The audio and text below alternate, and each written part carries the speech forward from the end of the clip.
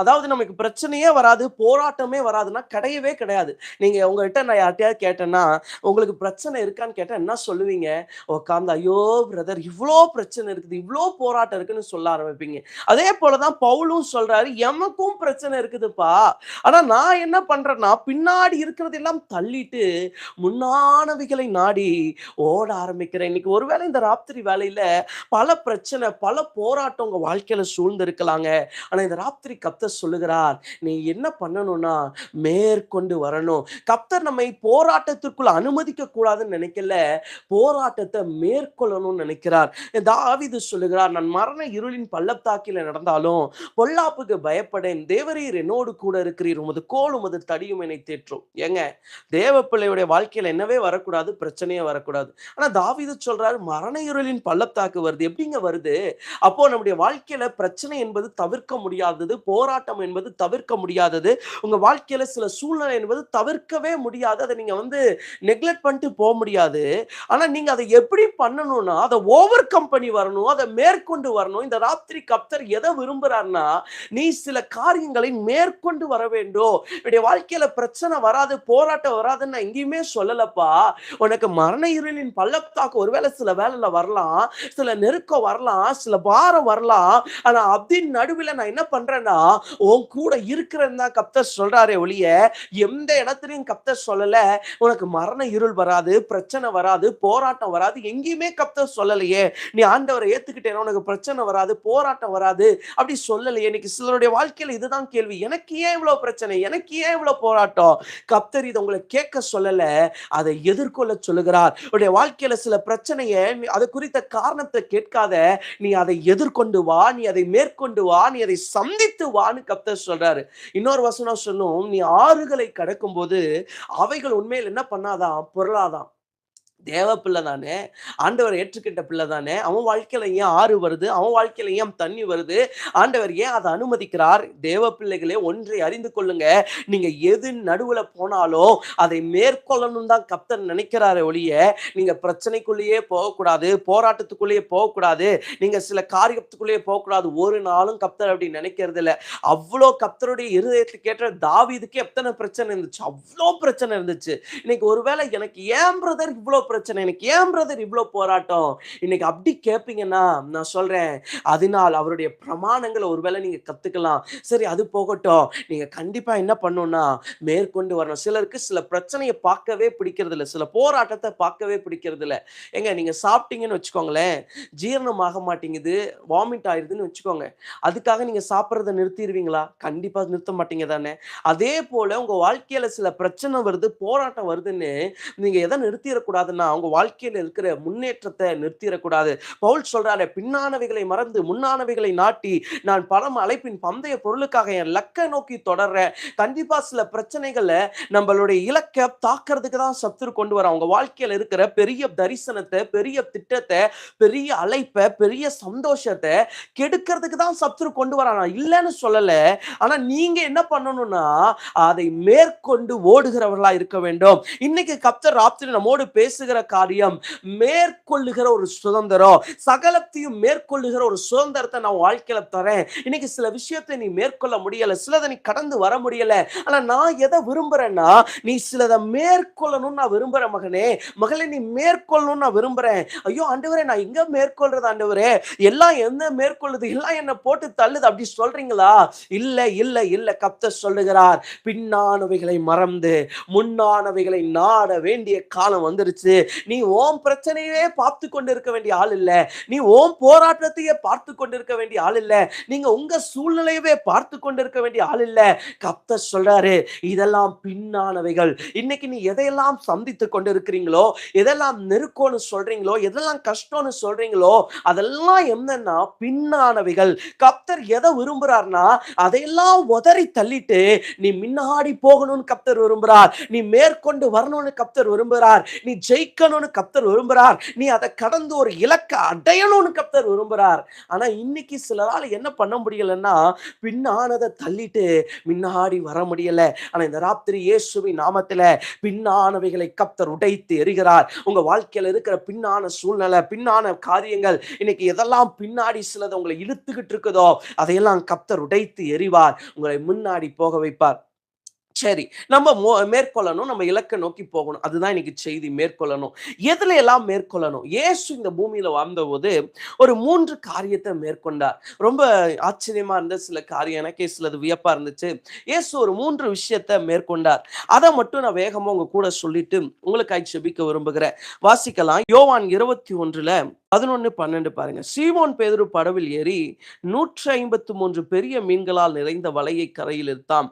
இத்தனை பெரிய மீன்கள் இருந்தும் வலை கிழியவில்லை. இயேசு அவர்களை நோக்கி, வாருங்கள் போஜனம் பண்ணுங்கள் என்றார். அவரை கர்த்தர் என்று சீஷர்கள் அறிந்தபடியினால் அவர்களில் ஒருவனும் நீர் யார் என்று கேட்க துணியவில்லை. அப்பொழுது இயேசு வந்து அப்பத்தையும் மீனையும் எடுத்து அவர்களுக்கு கொடுத்தார். கவனிங்க, இந்த சீமோன் பேதுரு யாருன்னா, இயேசுவுக்கு அன்பா இருந்த ஒரு நல்ல சீஷன். அப்ப இந்த சீஷனுடைய வாழ்க்கையில ஒரு சூழ்நிலை வருது. என்ன சூழ்நிலைன்னா, இயேசுவை நேசிக்க போறாரா இல்ல இயேசுவை மறுதலிக்க போறாரா, அப்படி ஒரு சூழ்நிலை வருது. வந்த உடனே இவர் சொல்றாரு, நான் என்ன பண்ணுவேன்னா, வாழ்விலும் காவலிலும் என் மரணத்துல கூட நான் என்ன பண்ண மாட்டேன்னா, உங்களை மறுதலிக்க மாட்டேன். நான் உங்களை வந்து ஆகாதுன்னு சொல்ல மாட்டேன். இயேசு சொல்லுவாரு, நீ 3 முறை மறுதலிப்ப. இயேசு சொன்னது கூட என்ன பண்ணுவேன்னா, நீ 3 முறை என்ன பண்ணுவேன்னா, எனக்கு தெரியாதுன்னு சொல்லுவ. அவ்வளவுதான் சொன்னாரு. ஆனா இந்த பேதுரு பாருங்க, 3 முறை மறுதலிக்கவும் ஆரம்பிக்கிறாரு. அப்புறம் வசனம் சொல்லும், அவன் சபிக்கவும் சத்தியம் பண்ணவும் துவங்கினான். இயேசுவோடு கூட இருந்த ஒரு மனுஷன், இயேசு கூட ரொம்ப வாழ்ந்த ஒரு மனுஷன், இயேசுடைய சகல நன்மைகளையும் சகல சுகபோகங்களையும், ஏங்க 3 வருஷம் இயேசு கூட இருக்கும்போது இவங்களுக்கு ஏதாவது குறை இருந்துச்சா? ஒரு குறையும் இல்ல. சகல சுகபோகத்தையும் அனுபவிச்சவர் தான் யாருன்னா இந்த பேதுரு. இந்த பேதுருடைய வாழ்க்கையில ஒரு சூழ்நிலை வருது. இந்த இயேசுவை மறுதலித்து நிற்கிறார். மறுதலிக்க மட்டும் இல்லைங்க, இயேசுவை சபிக்க ஆரம்பிக்கிறார். சபிச்ச உடனே அது வந்து உடனே சேவல் கூவி வச்சு பாருங்க. இவரு யார்கிட்ட மறுதலிக்கிறாருங்கிறது இன்னும் ரொம்ப முக்கியமான விஷயம். நான் சொன்னேனே, பெரிய பணக்காரர்கிட்டயோ அதிகாரிகிட்டயோ இல்ல, சாதாரண வேலைக்காரிட்ட சொல்றாரு, எனக்கு இயேசுவை தெரியாது. பெரிய இடத்துல கூட இல்ல, சாதாரண இடத்துல. இதே இடத்துல ஒருவேளை நம்ம கூட இருக்கிற யாராவது ஒருத்தர் அதை பண்ணியிருந்தா நம்ம அவங்களுக்கு என்ன வார்த்தை கொடுப்போம்? துரோகி. ஏன்பா நீ என் கூடயே இருந்து குழி பறிச்சிட்டியே, என் கூடயே இருந்து இப்படி பண்ணிட்டியே, அதை தானே சொல்லுவோம். இங்க பேதுரு பாருங்க, அதே தான் பண்றாரு. ஒரு மிகப்பெரிய துரோகம். பேதுரு செஞ்சது என்ன?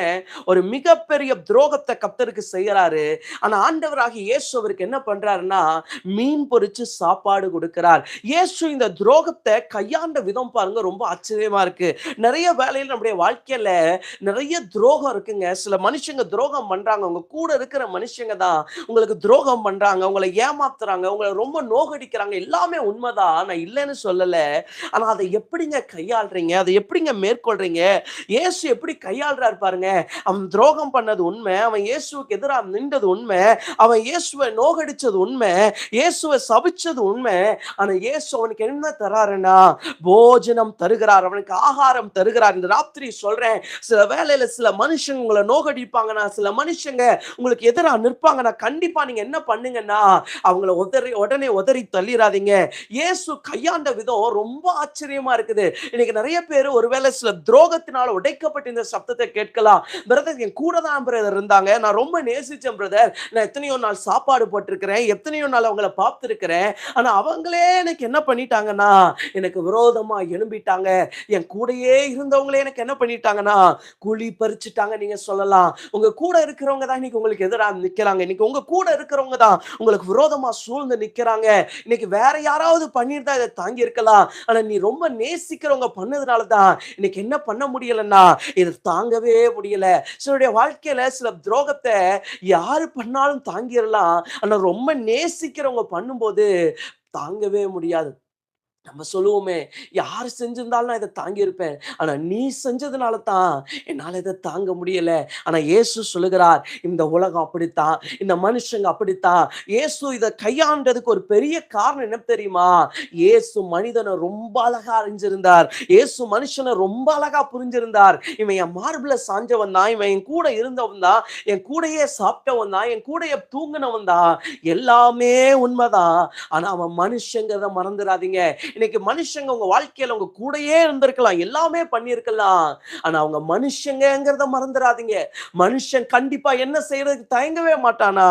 துரோகம் செய்ய தயங்கவே மாட்டான். இன்னைக்கு மனுஷங்கிறத மறந்ததுனால தான் நம்ம என்ன பண்ணிட்டோம்னா, அவங்கள ரொம்ப நம்பிட்டோம், ரொம்ப நேசிச்சுட்டோம். ஆனா இயேசு பாருங்க அத கையாள்றது ஒரு பெரிய டிஃபரண்ட், பெரிய வித்தியாசம். எப்பா நீ பண்ணிட்ட ஓகே. ஆனா இயேசு ஒரு டைம் கூட நீ ஏன் எனக்கு துரோகம் பண்ண கேட்கவே இல்லைங்க. இன்னைக்கு ஒருவேளை உங்க வாழ்க்கையில சிலர் பண்ற துரோகம் உங்களை கேட்கணும், அவங்கள போய் 4 வார்த்தை கேட்கணும், உங்களுக்கு நிறைய கோவம் வர்றது உண்மை. ஆனா சொல்றேன் ஒரு வார்த்தை கூட கேட்காம கடந்து போ. நீ அவன் அமைதி அவங்களுக்கு ரொம்ப பெரிய வலிய கொடுக்கட்டும். உன் அமைதி அவங்களுக்கு ஒரு பெரிய துக்கத்தை கொடுக்கட்டும். நீ இருக்கிற மௌனம் உங்க வாழ்க்கையில ஒரு பெரிய கலக்கத்தை கொடுக்கட்டும். இயேசு பாருங்க ஒரு வார்த்தை கூட பேதுருவே நீ இப்படி பண்ணியாப்பா? நீ இத செஞ்சியா? கேட்கவே இல்லையே. அமைதியா போறாரே. அப்படிதானங்க இயேசு வாழ்ந்தார். ஏன் பேதுருவோட மட்டுமா? யூதாஸ் காரியத்த பாருங்க. இயேசு அப்படியே வந்து கட்டி பிடிச்சு காட்டி கொடுப்பார். காட்டி கொடுக்கும்போது இயேசு என்ன சொல்லுவாருன்னா, "சிநேகிதனே முத்தத்தினாலயாவாப்பா காட்டி கொடுத்துட்ட? முத்தம் குடுத்தா காட்டி கொடுத்த?" அப்ப ஆண்டவர் ஒரு வார்த்தைய சொல்லுவார், "சிநேகிதனே, மை ஃப்ரெண்ட்."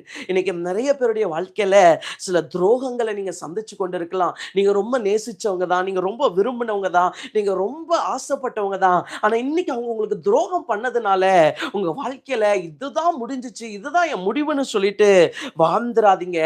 கண்டிப்பா நீங்க என்ன பண்ணணும்னா, இத மேற்கொண்டு போகணும். நீ மேற்கொண்டு போகணும். தாவீது ராஜாவோடு கூட இருந்த ஒரு மனுஷன்.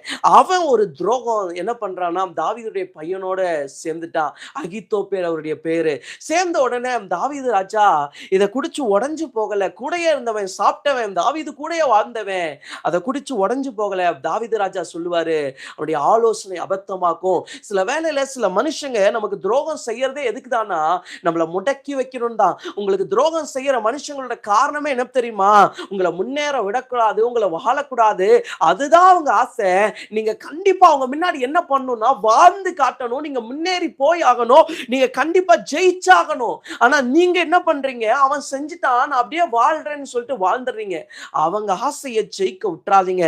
நமக்கு சில துரோகம் செய்வாங்கன்னா, நான் சொல்லுவேன், அந்த துரோகத்த செஞ்ச மனுஷனுடைய ஆசைய ஜெயிக்க விடக்கூடாது. துரோகி கூட ஜெயிக்கலாம். துரோகத்தின் ஆசை ஜெயிக்க கூடாது. நான் திரும்பியும் சொல்றேன், துரோகி கூட ஜெயிக்கலாம். ஆனா துரோகியோட ஆசை ஜெயிச்சிடக்கூடாது. துரோகி என்ன நினைக்கிறான்? நீ இருக்கக்கூடாது, நீ வரக்கூடாது, நீ வாழக்கூடாதுன்னு நினைக்கிறான். ஆனா அவன் முன்னாடி நம்மை வாழ்ந்து காட்ட வைக்க ஒரு கர்த்தர் இருக்கிறார். நம்மை ஜெயிக்க வைக்க ஒரு கர்த்தர் இருக்கிறார். உன்னை முன்னேறி செல்ல வைக்க ஒரு கர்த்தர் இருக்கிறார். அவரை பிடித்து கொண்டு நீ ஓட வேண்டும். நீங்க நிறைய பேரு துரோகத்தை பார்த்தோன்னு உடைஞ்சிடுறீங்க. துரோகத்தை பார்த்தோன்னு விழுந்துறீங்க. நமக்கு முன்னாடி வாழ்ந்த இயேசு பாருங்க, துரோகத்தை பத்தி எல்லாம் ஃபீல் பண்ணவே இல்லை. அவர் அதை பத்தி கடந்து போகிறார். எப்ப நீ பண்ணியா? ஓகே நான் போறேன். இயேசு கடந்து போறார். ஒரே ஒரு ரீசன் என்னன்னா, அவருக்கு நல்லா தெரியும் மனுஷன் இப்படித்தான், மனுஷன் இவ்வளவுதான். இன்னைக்கு ராத்திரி சொல்லுகிறேன், மனிதன் இவ்வளவுதாங்க. ஒருவேளை இன்னைக்கு உங்க வாழ்க்கையில பெரிய பெரிய துரோகத்தினால உங்க இலக்கை அடைய முடியாம தடுமாறி கொண்டு இருக்கிறீங்க. உங்க துரோகத்தினால நீங்க முன்னேறி செல்ல முடியாம இருக்கிறீங்க. ஆனா இயேசு சொல்லுகிறார், துரோகத்தை கடந்து மேற்கொள், துரோகத்தை மேற்கொண்டு வா. மேற்கொள்ள முடியாத துரோகம் இல்லப்பா. மேற்கொள்ள முடியாத துரோகம் இல்ல. என்ன உயிரையே எடுக்கிற அளவுக்கு யூதாஸ் காரியம் துரோகம் பண்ணா. நான் அத கூட மேற்கொண்டு வந்தேன். இன்னைக்கு உன் வாழ்க்கையில மனுஷன் செஞ்சது பணத்த தானே எடுத்துருச்சு, பொருள தானே எடுத்துருச்சு, உறவ தானே எடுத்துருச்சு. இன்னைக்கு ஆண்டவர் சொல்றார், நான் அத்தனையும் உனக்கு ரெஸ்டோர் பண்ணேன். அத்தனையும் திருப்பி தரேன். நான் வல்லமை உள்ளவரா இருக்கிறேன். இன்னைக்கு மனுஷன் செஞ்ச துரோகம் உனக்கு வர வேண்டிய நன்மையை தானப்பா தடுத்துருச்சு. மத்தபடி ஒண்ணும் இல்லல்ல. இன்னைக்கு உன்னை உயிரோட காத்துட்டு இருக்கிறேன்ல, இன்னைக்கு உன் மேல ஜீவனை கொடுத்திருக்கிறேன்ல, நான் உன்னை நடத்துவேன்னு கர்த்தர் சொல்லுகிறார். இந்த ராத்திரி யாரெல்லாம் ஒரு துரோகத்தின் அனுபவத்தோட, ஆண்டவரே எல்லாம் எனக்கு துரோகம் பண்றாங்க, நான் நேசிச்ச மனுஷனுக்கு துரோகம் பண்ணிட்டான் நீங்க சொல்றீங்க. இன்னைக்கு சிலர் சொல்றீங்க, வேற யாராவது பண்ணியிருந்தா பரவாயில்லையே, ரொம்ப நேசிச்ச செஞ்சுட்டேன் பிரதர், அவன் பண்ணிட்டானே பிரதர், என்னால வாழ முடியலன்னு சொல்றல்ல, உன்னை வாழ வைக்க இயேசு வந்து நிற்கிறார். இன்னைக்கு இயேசு சொல்லுகிறார், பெரிய துரோகத்தை நான் மேற்கொண்டு வந்தேன், நீயும் மேற்கொண்டு வா. உன் வாழ்க்கையில யூதாஸ் காரியோத்துகள் எத்தனை பேர் எழுப்பினாலும் கண்டிப்பா சொல்றேன், அந்த துரோகியோட எண்ணத்தை அவர் சித்திக்க விடாம பண்ணுவார். துரோகியோட காரியத்தை அவர் வாய்க்க விடாம பண்ணுவார். உன் வாழ்க்கையில அவர் ஜெயத்தெடுப்பார். சோ முதலாவது நீங்க கடந்து வர வேண்டிய ஒரு பெரிய காரியம் என்னன்னா துரோகம். இரண்டாவது பாருங்க, நான் வேகமா முடிக்க விரும்புகிறேன். யோவானின் புஸ்தகம் 11வது அதிகாரத்துல பாருங்க, 32வது வசனத்துல இருந்து பார்க்கலாமா? இயேசு இருந்த இடத்தில் மரியாள் வந்து அவரை கண்ட உடனே அவர் பாதத்துல விழுந்து, ஆண்டவரே, நீர் இங்கே இருந்தீரானால் என் சகோதரன் மரித்திருக்க மாட்டான். அவள் அழுகிறதையும் அவளோட கூட வந்த யூதர்கள் அழுகிறதையும் இயேசு கண்டபோது ஆவியிலே துயரமடைந்து, 35வது வசனம், இயேசு கண்ணீர் விட்டார். கவனிங்க, ஃபர்ஸ்ட் சொன்ன இயேசு ஒரு பெரிய துரோகத்தின் நடுவுல போனார். ரெண்டாவது பாருங்க, இயேசுவுக்கு ரொம்ப அன்பா இருந்த ஒரு மனுஷன், இயேசுடைய சிநேகிதன் யாருன்னா லாசரு. இந்த லாசரு மரிச்சு போயிட்டானோடனே இந்த செய்தியை கேட்டு இயேசு வருகிறார். இயேசு வந்தோடனே அவங்க சகோதரி ஓடி வந்து அவருடைய பாதத்துல விழுந்து, ஆண்டவரே, நீங்க இங்க இருந்தீரானா என் சகோதரன் என்ன பண்ணியிருக்க மாட்டானா, செத்திருக்க மாட்டான் அப்படின்னு அவங்க சொல்றாங்க. அப்ப இந்த வார்த்தையை இயேசு கேட்ட உடனே அவர் தனக்குள்ள உடைஞ்சு அழுக ஆரம்பிக்கிறார். ஒரு ஆங்கில மொழிபெயர்ப்பு இப்படி சொல்லும்னு நினைக்கிறேன், he wept out அப்படின்னு சொல்லு நான் நினைக்கிறேன். நான் வாசிச்ச ஞாபகம் இருக்கு. அப்போ அந்த அர்த்தம் என்னன்னா, இயேசு கதறி அழுதார்னு வசனம் இருக்குது. அப்போ இயேசு என்ன பண்ணுகிறார், இந்த லாசருடைய காரியத்தை பார்த்து உடனே அழுக ஆரம்பிக்கிறார். உடனே அந்த துக்கம் அவருடைய இருதயத்தை அழுத்த ஆரம்பிக்குது. இன்னைக்கு உங்க வாழ்க்கையில சில துக்கம் என்ன பண்ண ஆரம்பிக்குதுன்னா, உங்க வாழ்க்கையை அழுத்தலாம். சில துக்கம் உங்க வாழ்க்கையில முன்னேற விடாம அழுத்தி கொண்டிருக்கலாம். இந்த லாசருடைய மரணத்தை குறித்த துக்கம் இயேசுவையே என்ன பண்ணிருச்சுன்னா ரொம்ப உடைச்சு அழுக ஆரம்பிச்சிருச்சு. இயேசு எதுக்கு வந்தாரு, அவனை எழுப்பதான் வந்தாரு. ஆனா எழுப்ப வந்த இயேசு இங்க வருகிற சூழ்நிலையை பார்த்த உடனே அழுதுட்டு நின்னுட்டார். ஒருவேளை நான் உங்களை கேட்கிறேன், ஏசப்பா மட்டும் வந்தார்ல, அழுதுட்டு அப்படியே திரும்பி போயிருந்தார்னா லாசருவை பத்தி இன்னைக்கு நீங்களும் பேசியிருக்க மாட்டீங்க, நானும் பேசியிருக்க மாட்டீங்க. இன்னைக்கு சில வேலையில சில சூழ்நிலை நம்மள எப்படி பண்ணும்னா அழுக வைக்கும். ஆனா அழுக வைக்கிறதுனால நம்ம என்ன பண்ணிடக்கூடாதுன்னா முன்னேறி செல்லாம நின்றக்கூடாது. இயேசு அங்க அழுதது உண்மை, இயேசு கவலைப்பட்டது உண்மை, இயேசு வேதனைப்பட்டது உண்மை. ஆனா அதன் நடுவிலும் இயேசு என்ன பண்ணுகிறார்னா மேற்கொண்டு முன்னாடி செல்லுகிறார், கல்லறையை நோக்கி போகிறார். எந்த இடத்துல அவனை வச்சீங்க நான் போய் பார்க்கிறேன்னு சொல்லி இயேசு அந்த இடத்தை நோக்கி டிராவல் பண்ண ஆரம்பிக்கிறார். இயேசு அந்த இடத்தை நோக்கி போக ஆரம்பிக்கிறார். இன்னைக்கு உங்க வாழ்க்கையில சில கண்ணீர், சில கவலை உங்களை முட்டங்க பண்ணிடக்கூடாது தேவ பிள்ளைகளே. இன்னைக்கு உங்க வாழ்க்கையில ஒரு இலக்கு இருக்கு, உங்க வாழ்க்கையில ஒரு தரிசனம் இருக்குது, உங்க வாழ்க்கையில ஒரு பெரிய நோக்கம் இருக்குது. இன்னைக்கு அத்தனை நோக்கத்தையும் வச்சுட்டு நான் அழுகிறேன், நான் உடைஞ்சிருக்கிறேன்னு சொல்லிட்டு நீங்க என்ன பண்ணிடக்கூடாதுன்னா முன்னாடி போகாம இருந்துடக்கூடாது. இன்னைக்கு உங்க வாழ்க்கையில சில கண்ணீர் இருக்கிறது உண்மைதான், கவலை இருக்கிறது உண்மைதான், உங்களை சில விஷயம் மேற்கொள்றது உண்மைதாங்க. ஆனா இன்னைக்கு கர்த்தர் சொல்றாரு, நீ என்ன பண்ணணும்னா அதை மேற்கொள்ளணும். இந்த இடத்துல இயேசு அழுகிறாருங்க, இயேசு அழுகிறார். இயேசு அழுது சொல்லுகிறார், இதை நான் எப்படி மேற்கொள்ள போகிறேங்கிற மாதிரி அவர் அழுகிறாரு. அழுத உடனே அவர் அழுதுகிட்டே நிக்கல, முன்னாடி போகிறார். நீங்க அழுதா கூட பரவாயில்ல, சில இலக்கம் நோக்கி நடந்து கொண்டே இருங்க. நீங்க அழுதா கூட பரவாயில்ல, சில தரிசனத்தை நோக்கி நடந்து கொண்டே இருங்களே ஒழிய முடங்கி நின்றாதீங்க. சில ரன்னிங் காம்படிஷன்லாம் பார்த்தீங்கன்னா 1 கிலோமீட்டர் ரிலேவா இருக்கும். ஓடி வருவாங்க, பக்கத்துல வந்தோடனே அவங்க ஸ்லிப் ஆகி விழுந்துருவாங்க. சிலர்லாம் பார்த்து ஸ்லிப் ஆகி விழுந்துருவாங்க, அப்படியே தடுமாறுவாங்க. ஆனா கூட அவங்க என்ன பண்ணுவாங்கன்னா அந்த வலியோடு தொடருவாங்க. இயேசு அதுதான் பண்றாரு பாருங்களேன், வலியோடு தொடருகிறார். இன்னைக்கு ஆண்டவர் இரண்டாவது எதை விரும்புறார் தெரியுமா?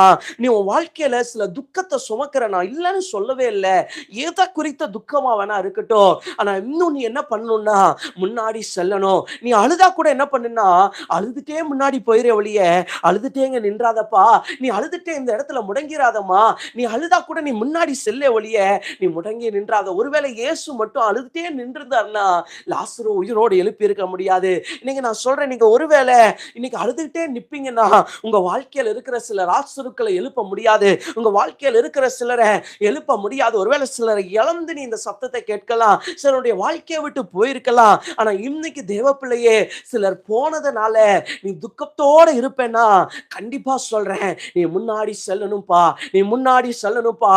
இன்னைக்கு நீ அழுதுகிட்டே அழுதுகிட்டே இருக்கிற, இன்னைக்கு நீ வேதனைப்பட்டுக்கிட்டே இருக்கிற, சில என் வாழ்க்கையை விட்டு போயிட்டாங்க, ஏன் ஆண்டவரே இவங்க போனாங்க நீ கேட்கிறல்ல. ஆனா கர்த்தர் சொல்றாரு, நீ அழுதா கூட பரவாயில்ல, உனக்கு வலிச்சா கூட பரவாயில்ல, நீ என்ன பண்ணுனா கொஞ்சம் முன்னாடி போ, இதோடயே கடந்து போ, இந்த வேதனையோட கடந்து போ, இந்த துக்கத்தோட கடந்து போ. நீ எழுப்ப வேண்டிய லாசரு உனக்கு முன்னாடி இருக்கிறான்பா. இன்னும் கொஞ்ச தூரத்துல இயேசுக்கு முன்னாடி யார் நின்றானா, எழுப்ப வேண்டிய லாசருடைய கல்லறை இருக்கு. நீ செய்ய வேண்டிய வேலை இன்னும் முன்னாடி இருக்குது. நீ செய்ய வேண்டிய தரிசனம் இன்னும் முன்னாடி இருக்குது. நீ அதையெல்லாம் விட்டுட்டு நீ சில மனுஷனுக்காக, சில மனுஷிக்காக இன்னும் நீ அழுதுகிட்டே இருப்பேன்னா உன்னால எதையுமே ஜெயிக்க முடியாது, உன்னால எதையுமே பண்ண முடியாது. இயேசு அழுதது உண்மை, இயேசு வேதனைப்பட்டது உண்மை. ஆனா இயேசு அதுலயே நிக்கல, அவர் முன்னாடி போனார். இந்த ராத்திரி இயேசுவின் நாமத்துல சொல்றேன், சில சூழ்நிலையை பார்த்து நீ அழுகிறது உண்மை, கலங்கிறது உண்மை. ஆனா இதுலயே நீ நிக்கணும்னு இயேசு விரும்பல. நீ என்ன பண்ணணும்னா மேற்கொண்டு போகணும். இந்த சவால் நடுவுல, இந்த பிரச்சனை நடுவுல, இந்த போராட்டத்தின் நடுவுல நீ முன்னாடி செல்லணும்னு கர்த்தர் விரும்புறார். நீ மேற்கொள்ளணும்னு கர்த்தர் விரும்புறார். நீ ஜெயிக்கணும்னு கர்த்தர் விரும்புறார். நீங்க அதனால தான் கர்த்தர் உங்க கூட பேசுறார். நீங்க அழுதுகிட்டு இருந்தா கூட பரவாயில்ல. ஒரே வார்த்தை நான் திரும்பி சொல்றேன். இயேசு அழுதார். ஆனா இயேசு கல்லறையை நோக்கி போனார். லாசரு இறந்துட்டான்னு கேட்டோன்னே இயேசு அழுகிறார். அந்த துக்கம் இயேசுவை கண்ணீர் வடிக்க வச்சது.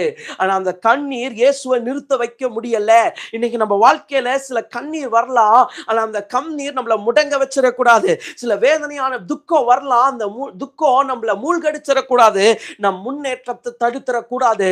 நம்ம அழுதா கூட, நம்ம கண்ணீர் விட்டா கூட, நம்ம வேதனை பட்டா கூட, நம்ம எந்த இலக்குல இருக்கிறோமோ, நம்ம எதை பார்த்துட்டு இருக்கிறோமோ அதை நோக்கி முன்னேற வேண்டும். அதை நோக்கி நம்ம பிரயாணப்பட வேண்டும். இரண்டாவது இயேசு மேற்கொண்டது எதை தெரியுமா? ஒரு பெரிய துக்கத்தை மேற்கொண்டார். முதலாவது நான் சொன்னேன், இயேசு பெரிய துரோகத்தை மேற்கொண்டாருங்க. பேதுரு பாருங்க, அவ்வளவு பெரிய துரோகத்தை பண்ணவரை ஆண்டவர் எப்படி மாத்தினார்னா, 3000க்கு முன்னாடியும் 5000க்கு முன்னாடியும் பெரிய ரட்சிப்பை ஏற்படுத்துறவனா மாத்தினார். இன்னைக்கு உங்க வாழ்க்கையில சில துரோகம் பண்றாங்கன்னு தூக்கி எறியாதீங்க. சில டைம் நமக்கு எப்படிதான் இருக்கும்னா, துரோகம் பண்ணிட்டு வரும்போது அவனை கிட்ட பேசிடணும், அவனை திட்டி தீத்தரணும், அவனை இல்லாம ஆக்கிடணும், அப்படியெல்லாம் இருக்கும். எல்லாத்தையும் உதறி தள்ளிட்டு நீங்க அமைதியா இருங்க. கர்த்தர் அவர்களையே உங்களுக்கு ஆசீர்வாதமாய் மாற்றுவார். சோ முதலாவது குறிப்புல பாருங்க, பேதுருவை அவர் தனக்கு ஆசீர்வாதமாய் மாற்றினார். அப்படி சில துரோகிகளை கூட கர்த்தர் ஆசீர்வாதமா மாற்றுவார். இரண்டாவது சொன்ன, இயேசு துக்கத்தை மேற்கொண்டார். மூன்றாவது ஒரு காரியத்தை பார்த்து நம்ம முடிக்க போகிறோம். மத்தேயுவின் புஸ்தகம் 4வது அதிகாரம் 4வது வசனம். அப்பொழுது சோதனைக்காரன் அவரிடத்தில் வந்து, நீ தேவனுடைய குமாரனே ஆனால் இந்த கல்லுகள் அப்பமாகும்படி சொல்லும் என்றான். அவர் பிரதியுத்தரமாக, மனுஷன் அப்பத்தினாலே மாத்திரமல்ல தேவனுடைய வாயிலிருந்து புறப்படுகிற ஒவ்வொரு வார்த்தையினாலும் பிழைப்பான் என்றார். மூன்றாவது ஒரு மனுஷனை உடைக்கிற காரியம் என்ன தெரியுமா? அவன் இலக்க நிறுத்துற காரியம் என்ன தெரியுமா? மனுஷ வார்த்தை. இன்னைக்கு மூன்றாவது கர்த்தர் நமக்கு ஒரு கிருபை தருவாராக. மனுஷ வார்த்தையும் சத்துருவின் வார்த்தையும் மேற்கொள்ளுகிற ஒரு கிருபையை தருவாராக. இயேசு ஜெயித்தாரா? கண்டிப்பா இயேசு ஜெயித்தாருங்க. மனுஷ வார்த்தையும் ஜெயித்தாரு. ஒரு இடத்துல ஒரு பரிசேயரும் சதுசேயரும் சேர்ந்து சொல்லுவாங்க, இவன் பேய்களின் கூட்டத்திற்கு தலைவன், அதனாலதான் இவர் என்ன பண்றாருன்னா பேயை ஓட்டுறாருன்னு சொல்லுவாங்க இயேசுவை பார்த்து. அப்போ அவரு சொன்ன வார்த்தை என்னன்னா, பேய்களின் கூட்டத்தின் தலைவர். அப்ப இயேசு என்ன சொல்லுவார் தெரியுமா? தன்னில் தானே பிரிந்திருக்கிற எந்த ராஜ்யமும் நிலைத்திருக்க மாட்டாது. அப்போ அவங்க அத்தனை வார்த்தை பேசி கூட இயேசுடைய ஊழியத்தை யாருமே தடுக்க முடியல. இயேசுடைய ஊழியத்தை ஒரு வார்த்தை கூட தடுக்க முடியலைங்க. எங்கேயாவது பைபிள் எடுத்து பார்த்தீங்கன்னா, இவங்க என்ன நோகடிச்சுட்டாங்க, இவங்க வார்த்தை எனக்கு ஹர்ட்டிங்கா இருந்துச்சு, பெரிய ஹர்ட்டா இருந்துச்சு, நான் அதனால ஊழியம் செய்யல, இயேசு சொல்லவே இல்லையே. இன்னைக்கு நம்ம என்ன பண்றோம்? யாராவது ஏதாவது பேசினா எதையுமே செய்யாம உட்கார்ந்துடுறோம், எல்லாத்தையும் நிறுத்திடுறோம். இல்லைங்க, கண்டிப்பா நமக்குள்ள ஒரு சுபாவம் வேணும். நம்முடைய தகப்பனின் சுபாவம் வேணும். இன்னைக்கு சிலர் உங்களை உடைக்கிறதுக்கே பேசுறாங்க, சிலர் உங்களை வேதனைப்படுத்துறதுக்கே பேசுறாங்க. ஆனா இன்னைக்கு கர்த்தர் சொல்றாரு, நீ உடைஞ்சு போய் உட்கார்ந்துராத, நீ முன்னாடி கடந்து போ. எலியாவுடைய வாழ்க்கையில ஒரு வார்த்தை அவர் என்ன பண்ணிருச்சுன்னா, ஊழியத்திலிருந்து அப்படியே முடங்கற மாதிரி ஆக்கிருச்சு. ஊழியத்திலிருந்து அப்படியே உட்கார வச்சிருச்சு. ஒரே ஒரு பெண் பேசின வார்த்தை எலியாவை ஊழியம் செய்ய விடாம அப்படியே கீழே தள்ளிருச்சு. இந்த ராத்திரி வேலையில ஒருவேளை உங்க வாழ்க்கையில சில மனுஷங்களுடைய வார்த்தை, சில சூழ்நிலைய வார்த்தை உங்களை கீழே தள்ளி கொண்டு இருக்கா? கர்த்தர் சொல்றாரு, இல்ல இல்ல இல்ல, நீ எதை மேற்கொள்ளணும் தெரியுமா? இந்த வார்த்தையை மேற்கொள்ளணும். நிறைய சமயம் நம்ம வார்த்தைக்கு வார்த்தை சண்டை போட்டுக்கிட்டு இருப்போம். ஆனா இயேசு பாருங்க, ஆச்சரியமா இருக்கு, எந்த இடத்துலயுமே வார்த்தையோட ஒரு சண்டை போடல, வார்த்தையை வைத்து மேற்கொள்ளுகிறார். எந்த வார்த்தையை? பைபிள் வார்த்தையை வச்சு மேற்கொள்ளுகிறார். சாத்தான் வந்து இந்த இடத்துல கேட்கிறான், நீ தேவனுடைய குமாரனானா இந்த கல்லையெல்லாம் அப்பமாக்குங்க, நான் உங்களுக்கு தரேன் அப்படின்னு சொல்றான். ஆனா இயேசு என்ன பண்றாருன்னா, ஒவ்வொரு சோதனையும் தேவனுடைய வார்த்தையில ஜெயிக்கிறார். இந்த ராத்திரி உங்க வாழ்க்கையில நீங்க மேற்கொள்ள முடியாத அத்தனை பிரச்சனையும் தேவ வார்த்தையில மேற்கொள்ளுங்க. சில சமயம் மனுஷ அறிவுல சில விஷயத்த மேற்கொள்ள முடியாது. மனுஷ காரியத்துல சிலத மேற்கொள்ள முடியாது. ஆனா நீங்க கர்த்தருடைய வார்த்தையில மேற்கொள்ள, மேற்கொள்ள, மேற்கொள்ள பெரிய ஜெயத்த பார்ப்பீங்க. இந்த எலியாவுடைய வாழ்க்கையில பாருங்க, அவர் பல ஊழியம் செஞ்சவர். பல ஊழியத்த கர்த்தருக்காய் நிறைவேற்றினவர். இன்னைக்கு நெறைய பேருடைய லைஃப்ல நல்ல ஜெபத்துக்கு அப்புறம் தான் போராட்டம் வரும். நல்ல ஊழியத்துக்கு அப்புறம் தான் போராட்டம் வரும். ஏன்னா, அந்த 4 நாள்ல வசனம் சொல்லும், அவர் உபவாசம் முடித்த உடனே அவர் நல்லா ஃபாஸ்டிங்னு 40 நாள் ஜெபம் பண்ண உடனே பார்த்தா ஒரு பெரிய பிரச்சனை. உபவாசம்ங்கிறது நம்ம சாத்தான கட்டுறதுக்கு இல்ல. நல்லா தெரிஞ்சுக்கோங்க. இந்த 40 நாள் உபவாசம் சாத்தான கட்டுவதற்கு இல்ல. இயேசு பாருங்க 40 நாள் சாத்தான கட்டல. 40 நாள் அவர் கட்டியிருந்தாருன்னா சாத்தான் வந்து நின்றுக்க முடியாது.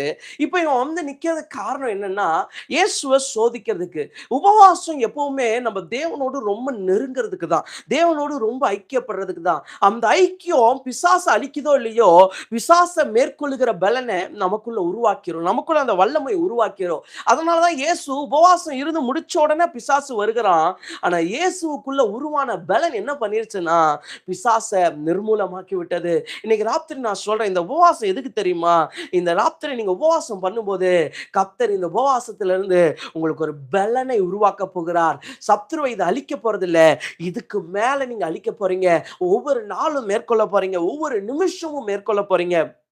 அந்த அபிஷேகத்தை கர்த்தர் தருவார். 3வது இயேசு பாருங்க எதை மேற்கொள்ளுகிறார்? வார்த்தையை மேற்கொள்ளுகிறார். எதை வச்சு மேற்கொள்றார்? அவருடைய வார்த்தையை வச்சு மேற்கொள்கிறார். வேத வார்த்தையை வச்சு மேற்கொள்ளுகிறார். இன்னைக்கு சில மனுஷங்களுடைய வார்த்தை உங்களை மூழ்கடிக்க விட்டுறாதீங்க. சில மனுஷங்களுடைய வாழ்க்கை உங்களை தள்ளி விட விட்டுறாதீங்க. சில மனுஷங்களுடைய வார்த்தை உங்களை கீழே தள்ள ஒரு நாள் இடம் கொடுத்துறாதீங்க. கர்த்தர் சொல்லுகிறார், நான் மேற்கொண்டேன். இன்னைக்கு 3 காரியத்தை கர்த்தர் நம்ம இடத்துல பேசினார். நான் பெரிய துரோகத்தை மேற்கொண்டேன். 2வது நான் பெரிய துக்கத்தை மேற்கொண்டேன். 3வது நான் வார்த்தையை மேற்கொண்டேன். இயேசு எந்த வார்த்தையிலையும் டென்ஷன் ஆகவே இல்ல. இன்னைக்கு சிலர் பேசுறத பார்த்து டென்ஷன் ஆகாதீங்க. சிலர் பேசுறத பார்த்தோன்னே சில கோவமா தான் வரும். ஆனா என்ன பண்ணுங்கன்னா, கோவப்படாதீங்க. கர்த்தர் கூட இருப்பார். இன்னைக்கு ஒரு தேவ பிள்ளையுடைய வாழ்க்கையில இந்த 3 கிருபை வேணுங்க. 1 துரோகத்தை தாண்டுற கிருபை, 2 துக்கத்தை தாண்டுற கிருபை, 3வது மனுஷ வார்த்தைகளை தாண்டுற கிருபை. இது எல்லாத்தையும் தாண்டி பரம அழைப்பின் பந்தய பொருளை நோக்கி நமக்கான லக்கு இருக்குதுங்க. இது 3ல நம்ம டைம் வேஸ்ட் பண்ணிட்டு இருக்க கூடாதுங்க. துரோகத்திட்ட நம்ம டைம் வேஸ்ட் பண்ணக்கூடாது. வார்த்தையில நம்ம டைம் வேஸ்ட் பண்ணக்கூடாது. சிலர்லாம் நம்மளை பார்த்து சில வார்த்தையை சொல்லுவாங்க.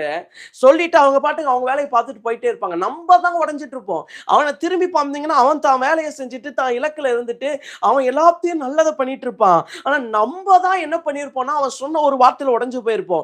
எங்கேயாவது நம்ம கிட்ட பேசினவன் நம்மளையே பார்த்துட்டு நின்றுக்கானா? என்னைக்காவது அவன் நம்ம கூட இருந்திருக்கானா? இல்லவே இல்லை. அவன் பாட்டுக்கு போயிட்டே இருப்பான். இன்னைக்கு நம்ம தான் உடைஞ்சு போயிட்டு இருக்கோம். இன்னைக்கு இந்த 3 காரியத்தை கர்த்தர் நம்மை சுதந்திரிக்க பண்ணுவாராக. ஒருவேளை சில துரோகத்துல நீங்க கலங்கி நிக்கிறீங்களா? துக்கத்துல கலங்கி நிக்கிறீங்களா? வார்த்தையில கலங்கி நிக்கிறீங்களா? கர்த்தர் அத்தனையும் உடைக்க போகிறார். நாம் ஜெபிக்க போகிறோம். கண்களை மூடி, ஆண்டவரே, இந்த 11வது நாள் உபவாச நாளில அப்பா துரோகங்களை தாண்டுகிற கிருபை ஒரு ஹந்தரபௌஷதா ஆண்டவரே, நிறைய துரோகம், நிறைய உடைக்கப்பட்ட அனுபவம் ஆண்டவரே, சில வார்த்தை நிறைய பேர் உடைச்சிருச்சுப்பா. பிள்ளைகள் அது லிட்டரலா உடைச்சிருச்சுப்பா. இந்த ராத்திரி உம்முடைய நாமத்தினால பிள்ளைகள் வாழ்க்கையில் ஒரு பெரிய மாற்றம் வருவதாக.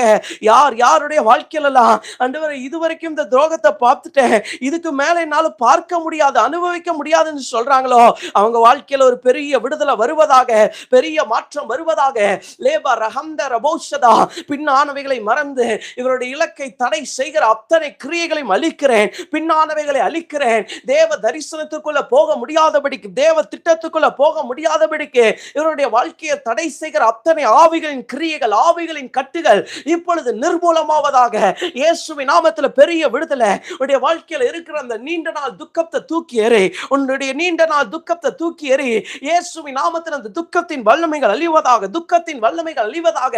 யார் யாருடைய வாழ்க்கையில எல்லாம் நெடு நாள் துக்கம் இது மாறவே மாட்டேங்குது, இயேசுவின் நாமத்தில் விடுதலை உண்டாவதாக. விடுதலை உண்டாவதாக. இயேசுவின் நாமத்தில் மாற்றம் உண்டாவதாக. இப்பொழுதே உண்டாவதாக. அதே போல சில கவலைகள் ஆண்டவரே, ஒவ்வொரு நாளும் நீ கண்ணீரோட தான் கிடக்கிறேன் இயேசுவுக்கு தெரியும். ஒவ்வொரு நாளும் நீ அழுகிறேன் இயேசுவுக்கு தெரியும். ஒவ்வொரு நாளும் நீ உடையறேன் இயேசுவுக்கு தெரியும். ஆனா இயேசு சொல்லுகிறார், உன் துக்கம் சந்தோஷமாய் மாறும். இதுல நீ முடங்கிறாத, இதுல நீ முடங்கிறாத. உன் துக்கம் சந்தோஷமாய் மாறும். ஆம் தகப்பனே, ஒவ்வொருடைய துக்கம் சந்தோஷமாய் மாறுவதாக சில வார்த்தைகளை மேற்கொள்ளுகிற கிருபை உண்டாகட்டும் ஆண்டவரே. சகல கிருபையும் கொடுங்கப்பா. இந்த 11வது உபவாச நாளில ஜனங்களுக்கு அற்புதம் செய்யுங்க. தொடர்ந்து இணைஞ்சிருக்கட்டும். ஒவ்வொரு நாளும் அநேகம் தங்கள் விடுதலையை, தங்கள் சுகத்தை உம்முடைய சமூகத்திலிருந்து பெற்றுக்கொள்ளட்டும். யாவரையும் உம்முடைய நிறைவான ஆசீர்வாதத்துக்குள் ஒப்புக் கொடுக்கிறேன். ஒவ்வொரு வீடுகளிலும் உம்முடைய நன்மை தங்கி இருக்கட்டும். வருமானங்கள், கையின் பிரயாசங்கள் ஆசீர்வதிக்கப்படுவதாக. சகல நன்மை உண்டாகட்டும். இந்த பிப்ரவரி மாதம் முழுவதும் உடைய பிள்ளைகளோடு கூட உம்முடைய கரம் கூட இருக்கட்டும்ப்பா. இந்த புதிய மாதத்தில் உம்முடைய அனுக்கிரகம் கூட இருக்கட்டும். எல்லாரையும் ஆசீர்வதிக்கிறேன். நன்மையினால் நிரப்புங்க. பெரிய காரியங்களை செய்யுங்க. இயேசுவின் நாமத்தில் பிதாவே, ஆமென்.